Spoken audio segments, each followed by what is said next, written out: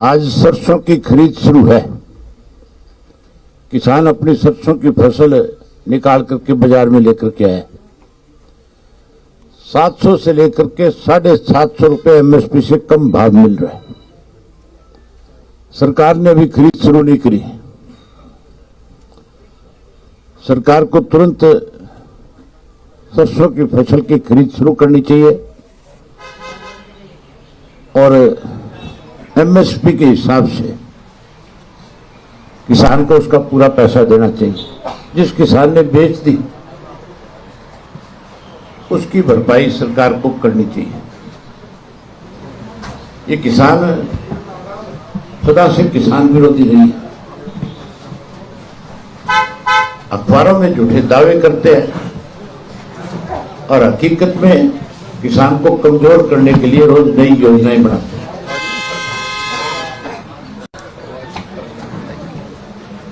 जहां सरसों की फसल सरकार को खरीदनी चाहिए, वहीं आज आपको विशेष रूप से इसलिए आमंत्रित किया है, मेरे से भी पहले से इंडियन नेशनल लोकदल पार्टी को, जब पार्टी का स्थापना हुई थी, उस वक्त से पार्टी के संगठन को मजबूत करने में चौधरी देवीलाल के साथ भी और चौधरी ओम प्रकाश चौटाला जी के साथ भी, जिन्होंने लंबे समय तक संगठन को मजबूत बनाने में अपनी जिम्मेवारी निभाई। पीछे किसी कारणवश कुछ समय के लिए राजनीतिक तौर पे जिस तरह के हालात प्रदेश के रहे, देश के रहे, उनको देखते हुए राजनीति से उब चुके थे। लेकिन इंडियन नेशनल लोकदल पार्टी के प्रति सदा उनका लगाव रहा। हमेशा पार्टी को, जब भी मेरी मुलाकात हुई, चौटाला साहब की माजरा जी से मुलाकात हुई, उन्होंने खुल करके कहा कि मेरी इच्छा है कि पार्टी फिर शिखर पे पहुंचे। आज फिर सक्रिय रूप से पार्टी की जिम्मेवारी, पार्टी को संभालने के लिए आज फिर हमें आशीर्वाद देने के लिए आए हैं। हम सब उनका बहुत स्वागत करते हैं, अभिनंदन करते हैं। और वहीं चौटाला साहब से कल मेरी मुलाकात हुई। उससे पहले हम सब संगठन के साथियों ने आपस में बैठ करके विचार विमर्श किया। मैं माजरा जी से, मेरे बाई इलेक्शन में भी माजरा जी ने मेरी खुल करके मदद करी थी।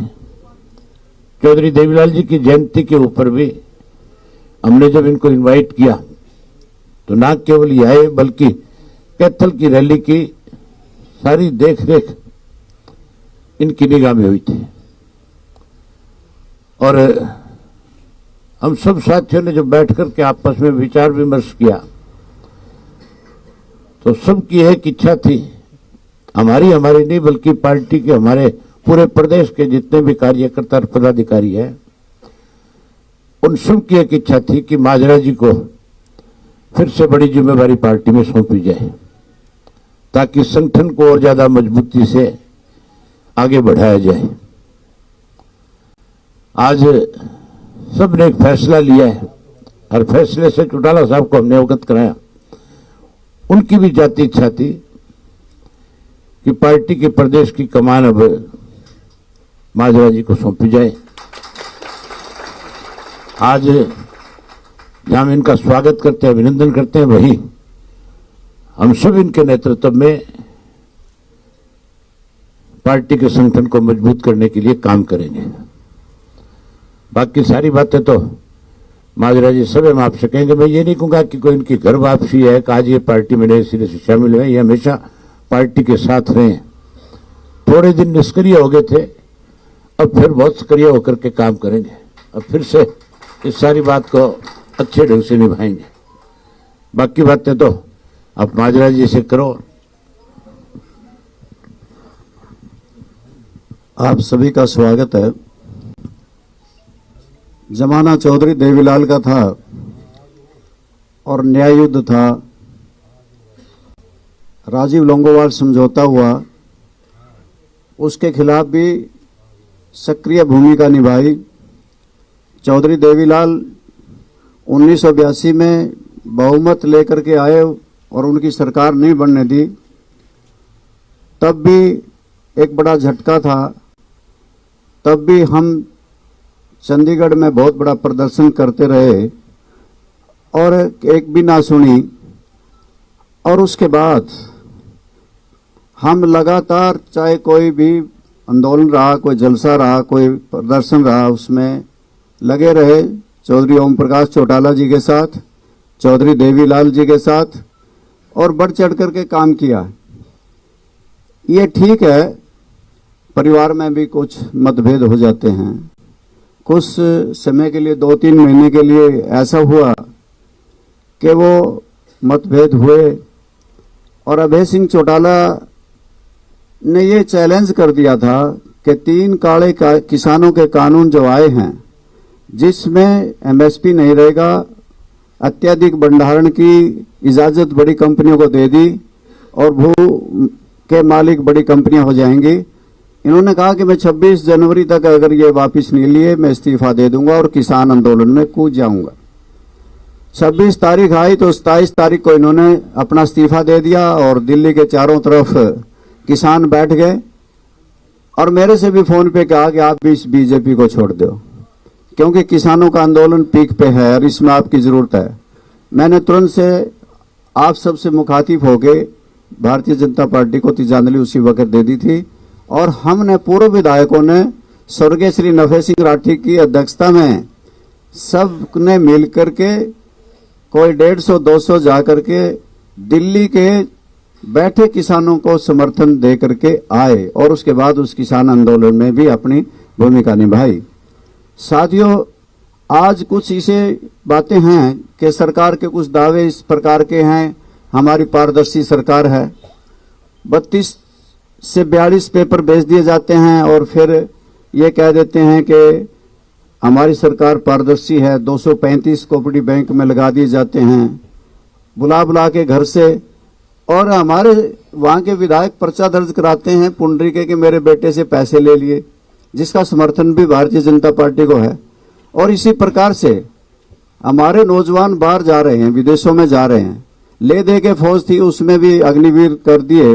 और इन्होंने ये कहा विशेष तौर से कि किसान के लिए हम आमदनी दोगुनी कर देंगे, ना दोगुनी हुई, ना स्वामीनाथन योग की रिपोर्ट लागू हो उसकी, ना एमएसपी का कानून बना और जीएसटी भी किसानों पर ही ज्यादा थोपा गया।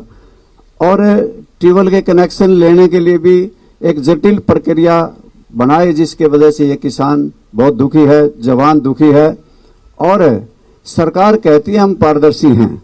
इस देश में चुनावी बॉन्ड का कितना बड़ा महा घोटाला हुआ है कि या तो ईडी का डर दिखा के या आगे उद्योग स्थापित करने के लिए, धंधे देने के लिए, ठेके देने के लिए इतना चंदा इकट्ठा किया गया, जो चुनावी बॉन्ड का बहुत बड़ा घोटाला आज भारतीय जनता पार्टी ने किया है। और हर जिले में 5 सितारा दफ्तर बने, वो कहां से बने? ये बातें जो लगती हैं कि कहते हैं कि हम 400 पार करेंगे, इसका मतलब तुमने ईवीएम मशीन को पहले से सेट किया हुआ है। आज किस प्रकार से कि इनके ऊपर भी प्रश्न चिन्ह लग रहा है कि वीवीपैट के मामले में तो ये खामोश हैं, परंतु इसकी पैरवी जरूर करते हैं कि 400 पार करेंगे। ये हरियाणा में भी दावा किया था कि 75 पार करेंगे, 50 हारे थे, 40 जीते थे। इन परिस्थितियों को मद्देनजर रखते हुए कि हरियाणा प्रदेश में कोई व्यवस्था नहीं बदली, ना तो एसवाईएल का पानी आज क्या। एसवाईएल का प्रस्ताव सबसे पहले सारे समझौते रद्द करने वाली पार्टी कांग्रेस है। और इसी प्रकार से एक पार्टी और हमारे हरियाणा प्रदेश में आई, उनकी आप पार्टी की गवर्नमेंट पंजाब में बनी। उन्होंने पंजाब की विधानसभा में पहला रेजोल्यूशन ये पास किया कि हम एसवाईएल का पानी हरियाणा को नहीं दे सकते, जो भगवत मान की सरकार बनी है। और इसी प्रकार हमारे हरियाणा में जहां एसवाईएल सूखी है, वहीं पे हांसी बुटाना नहर भी सूखी पड़ी है। और ये लोग कहते हैं कि हमने एक समझौता जमुना जल समझौता 1994 में हुआ था। ये कहते हैं कि हमने राजस्थान को पानी जमुना का देने का समझौता भारतीय जनता पार्टी की सरकार ने किया। अगर बारिश के दिनों में पानी अतिरिक्त था तो वेस्टर्न जमुना में पैसा क्यों खर्च किया जा रहा है कि उसमें अगर ज्यादा पानी होगा तो वेस्टर्न जमुना को देंगे। अगर ज्यादा पानी था, अगर वहां पे पानी उपलब्ध था तो दादूपुर नलवी नहर को क्यों नहीं दिया गया? क्योंकि उसका भी ऑब्जेक्टिव खोदने का बनाने का यही था कि बारिश के दिनों में अतिरिक्त पानी दादूपुर नलवी नहर में दिया जाएगा। अवेलेबिलिटी ऑफ वाटर के बारे में कोई स्टडी नहीं की गई, हाइड्रोलॉजिक स्टडी कुछ नहीं की गई। कह दिया कि 3 पाइप से राजस्थान को पानी जाएगा और 1 पाइप को हरियाणा के दादरी और भिवानी को पानी मिलेगा। ये फिजिबिलिटी है ही नहीं। हथनीकुंड बैराज से पानी आप जाके राजस्थान ले जाएंगे, ये संभव ही नहीं। ओखला से पहले पानी मिलता है राजस्थान को, वहीं से दिया जाना चाहिए और हरियाणा वर्षों से इसका विरोध करता रहा है। आज भी हरियाणा के लोग तो विरोध करते हैं, परंतु मुख्यमंत्री, भूतपूर्व मुख्यमंत्री ने मनोहर लाल जी ने इस पर दस्तखत कर दिए। ये हरियाणा प्रदेश के लोगों के साथ खिलवाड़ है और हरियाणा की प्यासी जमीन को पानी की जरूरत है और वो राजस्थान को देना चाहते हैं। ये गलत है, फिजिबिलिटी ही नहीं है। ना हरियाणा प्रदेश को SYL मिली, ना हरियाणा प्रदेश में कोई हांसी बुटाना नहर में पानी आया। दादूपुर नलवी नहर बंद कर दी और अब पानी राजस्थान को देने का समझौता कर लिया।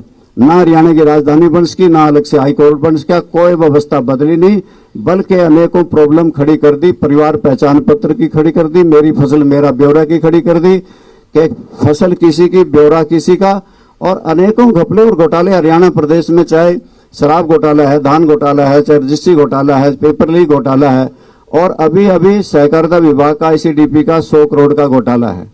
ये घोटालेबाजों की सरकार है। जहां हरियाणा प्रदेश में अनेकों घोटाले हो रहे हैं, वहीं देश के अंदर भी बहुत बड़ा ये चुनावी बॉन्ड का घोटाला है। ऐसे मौके में मुझे चौधरी अभय सिंह आए और मेरे से कहने लगे, और चौधरी ओम प्रकाश चौटाला भी कई बार मेरे पास भी आए, मैं उनको मिलने भी गया।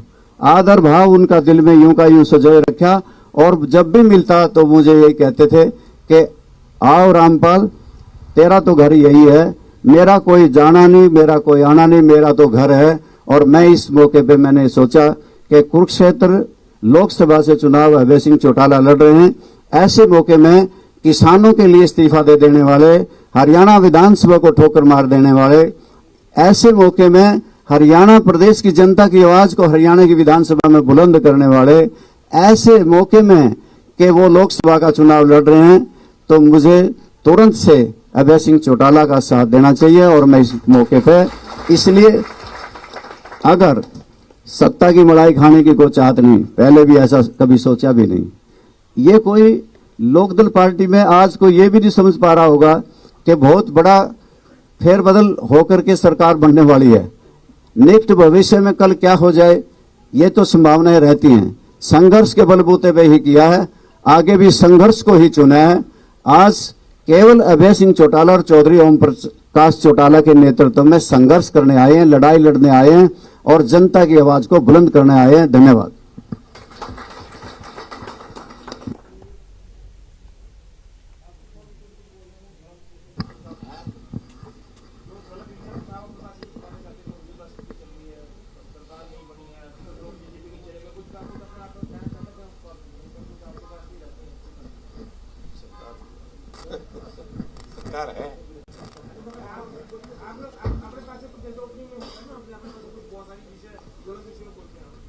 चौटाला साहब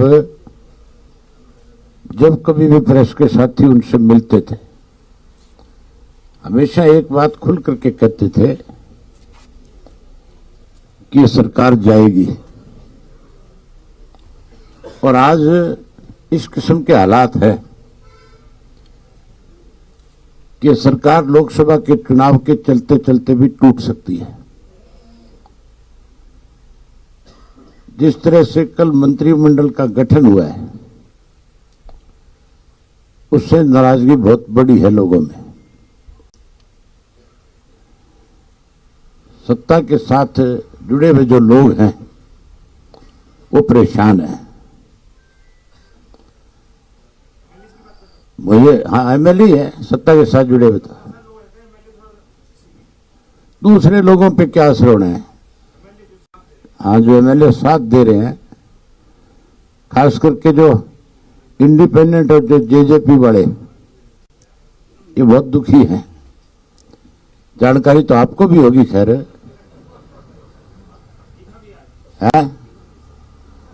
यानी मेरे से ज्यादा जानकारी होगी, लेकिन कुछ जानकारियां मेरे पास भी आई है।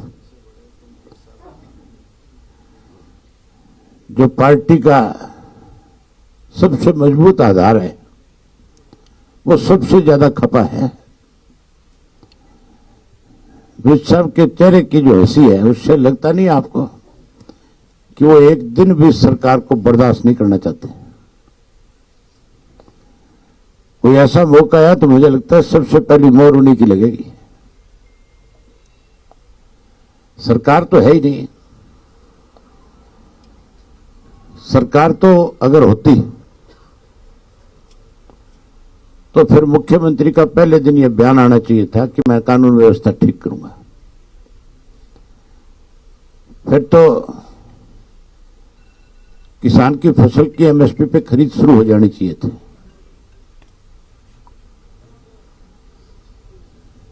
आज भी जो नया चुना हुआ मुख्यमंत्री है, उसको खुद पे भरोसा ही नहीं हो रहा कि मैं मुख्यमंत्री बन गया। इससे ज्यादा और क्या प्रोटोकॉल टूटेंगे और पद की गरिमा को कम किया जाएगा। भूतपूर्व मुख्यमंत्री का नाम तो ऊपर लिखा जाता है और उसका नीचे लिखा जाता है।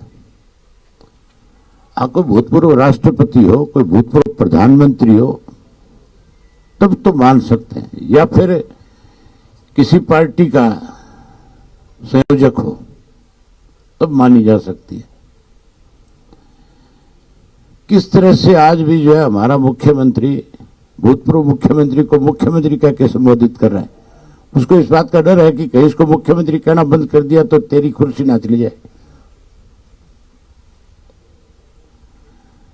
आज आप सब लोग आए हो, आपका स्वागत है। एक बात कहना चाहूंगा, कुछ लोग मेरे कुरुक्षेत्र में उम्मीदवार बनाने के बाद मुझे कईयों को बहुत दिक्कत आ रही है। सुशील गुप्ता जी का कल एक बयान छपा था। उन्होंने अपने बयान में ये कहा कि अभय सिंह चौटाला को कुरुक्षेत्र से नहीं लड़ना चाहिए, वो बाहरी व्यक्ति है। छाछ तो बोले सो बोले, छाजनी भी बोलने लगी। गुप्ता जी शायद भूल गए बेचारे कि वो कभी हरियाणा के थे, अपना व्यवसाय करने के लिए दिल्ली चले गए और दिल्ली से राज्यसभा के मेंबर रहे। हरियाणा से कभी कोई वास्ता नहीं रहा। अब उम्मीदवार बनकर के आगे मैं गुप्ता जी को बताना चाहूंगा आपके माध्यम से कि मेरा कुरुक्षेत्र से बहुत पुराना रिश्ता है। मैं पहले लोकसभा का चुनाव लड़ चुका हूं और उसके बाद अर्जुन लड़ चुका है। हमारे चुनाव लड़ने की बात नहीं, यह हरियाणा प्रदेश चौधरी देवीलाल का लगाया हुआ पद है।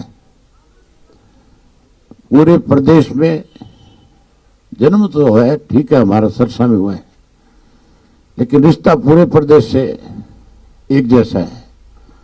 हम तो कहीं से भी जाकर के लड़ सकते हैं। हमें तो हमारे संगठन ने जो जिम्मेवारी लगानी है उसको निभाना है, लेकिन उनको बोलने से पहले सोचना चाहिए। हरियाणा के लोग बहुत शाणे हैं। एसवाईएल का सबसे बड़ा विरोध अगर किसी ने किया तो आप पार्टी ने किया, और गुप्ता जी आप पार्टी का उम्मीदवार बनकर के आए। जैसे दिल्ली से आए वैसे दिल्ली चला जाएगा। मेरी ख्याल जमानत भी नहीं बचेगी, मेरा जो अंदाजा है।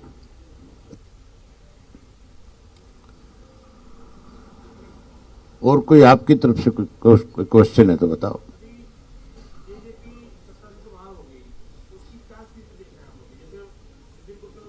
आप बताओ क्या स्थिति देख रहे हो।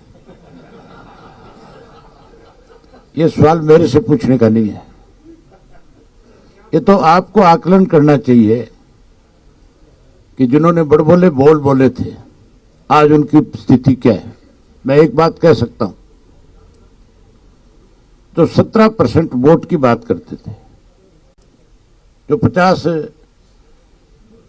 सीटें लेकर के मुख्यमंत्री का ख्वाब देख रहे थे, अगर लोकसभा का चुनाव लड़ लिया, मुझे नहीं लगता चुनाव लड़ेंगे, अगर लड़ लिया तो वो 17% जो है वो 0.7 पे आ जाएगा।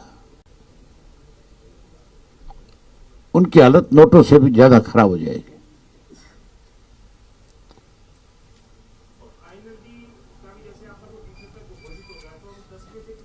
आप मुझे एक चीज बताओ, मेरे नाम की घोषणा के बाद सबको परेशानी हो रही है कि नहीं हो रही है? सही सही बताओ। राष्ट्रीय दलों की उनको तकलीफ हो रही है कि नहीं हो रही है? अभी तो एक मेरे अकेले के नाम की घोषणा हुई है, जब 9 की और होगी तब आप देखना इनकी हालत क्या होगी। हम औरों की तरह झूठे दावे नहीं करते, ना हमने राजनीति में कभी झूठ का सहारा लिया। जो चीज कर सकते हैं खुल करके लोगों के सामने रखी, कम ये करेंगे, और जो नहीं कर सके उसके लिए लोगों से कहा कि हमारे बस की नहीं है। लोकसभा के चुनाव के जब नतीजे आएंगे तो बहुत चौंकाने वाले होंगे, बहुत हैरानी वाले होंगे। मैं खुल के कह सकता हूं कि हम बहुत अच्छी पोजीशन में रहेंगे।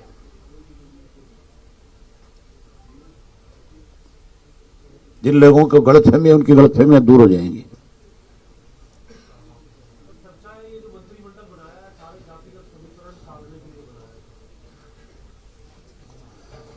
जातिगत समीकरण तो इससे सदेंगे कि नहीं सदेंगे, पर कईयों की रान तो कट गई। जो कहीं ना कहीं मुख्यमंत्री को लगते थे कि ये तेरी कमांड में ठीक से काम नहीं कर रहे,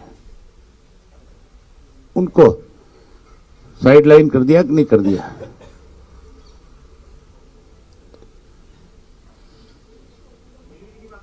है अनिल विज भी उनमें एक है। अनिल विज तो मुख्यमंत्री की आंख में हमेशा ही रड़ता रहा है, पहले दिन से लड़का है। कितनी दफा इनके आपस में क्लेश हुए, कितनी दफा बैठ करके समझौते हुए। मैं तो हमेशा ये कहता था कि विज साहब की अगर कोई सुनता नहीं है तो उनको छोड़ देनी चाहिए थी। अगर ये फैसला पहले ले लेते तो आज समीकरण और होते हैं।